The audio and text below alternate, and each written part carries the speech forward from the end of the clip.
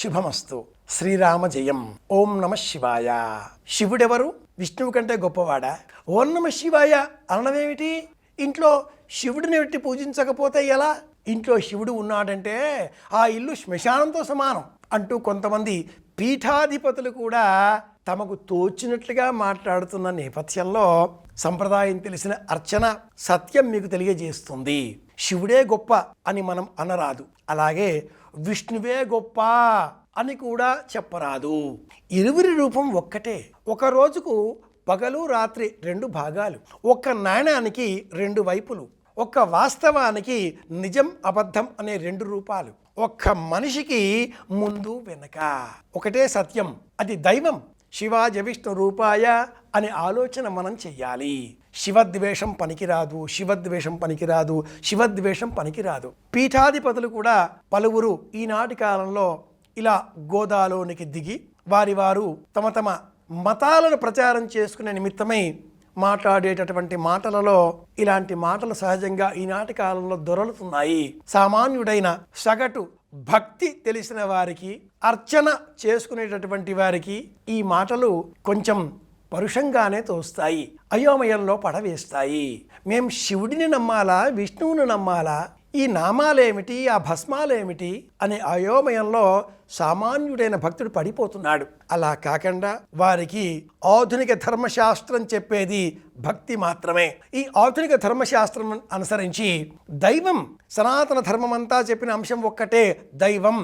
ఇది ప్రధానం. దైవానికి బొట్లు లేవండి, మనం పెట్టుకుంటున్నాం. గుండ్రం బొట్టు లేదు, అడ్డం బొట్టు లేదు, నిలువు నామాలు లేవు. దైవం అంతే. దైవం సమాజంలో, దైవం ప్రకృతిలో, దైవం మనిషిలో, దైవం చరాచర సమస్త ప్రపంచంలో.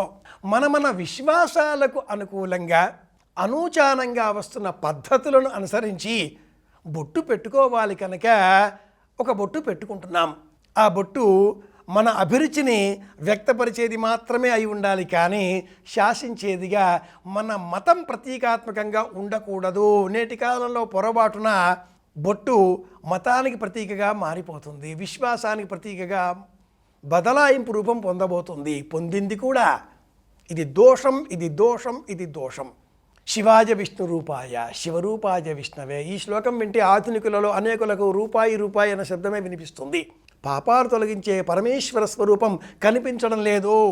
అలా చెప్పాలి ఎవరైనా కూడా. కనుక సోమవారం నాడు వైజ్ఞానికంగా, సైంటిఫిక్గా, శాస్త్రీయంగా, సైన్స్ పరంగా శివారాధన చేయాలి అని ఎందుకన్నారంటే, సోమవారం నాడే చంద్రుడితో కూడుకున్నటువంటి కళల కారణంగా సోమవారం నాడు ఈశ్వరుడిపై అభిషేకం చేస్తూ కాసింత నీరు పోస్తే ఆ శివలింగం భూమికి ప్రతీక. భూమి చుట్టూ తిరిగేటటువంటి ఉపగ్రహం చంద్రుడు కనుక ఈ శివుడు చంద్రచూడుడై ఉన్నాడు.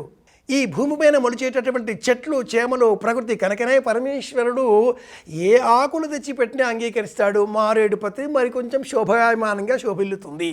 పరమేశ్వరుడు ఏ పత్రి తెచ్చి పెట్టినా కూడా అంగీకరించే పరమదైవం కదా.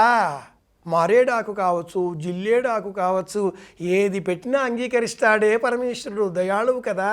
కనుక సోమవారం నాడు సాయంత్రం వరకు ఉపవాస వ్రతం చేసి, శరీరం సహకరిస్తేనే సుమా ఉపవాసం. పరమేశ్వరుడు నీ ఉపవాసం లేకుండా ఉంటే ఎలా అని ఎప్పుడు ప్రశ్నించాడు. ఔషధాలు స్వీకరించే వారైతే భోజనం చేయవచ్చు, ఆ దోషం స్నానం చేస్తే పోతుంది. శాస్త్రం, ధర్మశాస్త్రం అనేక విషయాలలో మనకు సడలింపులు, మినహాయింపులు, పరిమితులు తెలియజేస్తూ ధర్మాచరణ చేయండి అనే మార్గాన్ని చూపింది. ఆ మార్గాన్ని అనుసరించి సోమవారం సాయంత్రం స్నానం చేసి భస్మం పెట్టుకొని శివాలయానికి వెళ్ళి శివాలయ గోపురం చూచినా చాలు, శివ అన్నా చాలు, పరమేశ్వరానుగ్రహం సంపూర్ణంగా లభిస్తుంది. ఇక దీపారాధన చేస్తే, నందీశ్వరుడిని చూస్తే, శివభక్తులకు సహాయం చేస్తే, శివాలయాన్ని శుభ్రపరిస్తే, శివాలయంలో మారేడు చెట్టు నాటితే, శివాలయంలో దీపం వెలిగిస్తే, శివాలయంలో కాసేపు ధ్యానం చేస్తే, శివాలయంలో గంగి గోవును దర్శనం చేసుకుంటే ఆ పుణ్యానికి అంతులేదు కదా. కనుక సోమవారం శివారాధన చేద్దాం. అందరి క్షేమాన్ని కోరుదాం. మళ్ళీ కలుసుకుందాం. శుభమస్తు. ఓం నమ శివాయ. శ్రీరామ జయం.